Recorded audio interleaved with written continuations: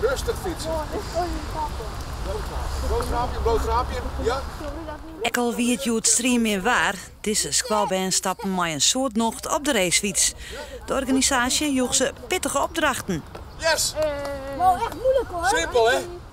We moesten rondjes fietsen, want eigenlijk is het best moeilijk met zulke dunne banden. Dus eerst moesten we gaan oefenen gewoon om erop te fietsen. En bij de volgende les gingen we al wat moeilijker met slalommen. En bij de laatste les bij deze les gingen we al met losse handen en zo.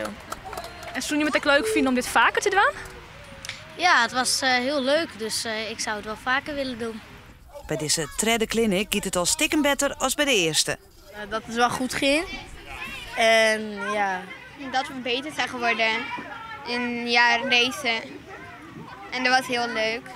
Alle leerlingen krijgen een medaille maar naar huis. Maar de coaches hoop je de band vanzelfs gauw waarom te zijn op het parcours. Wij hebben zijn als je fiets willen, dan kan dat bij Friesia of bij de Friese Leeuw, want dat doet de jaren bij de Friese Leeuw. En nou, als ze dat willen, dan zijn er mogelijkheden zat.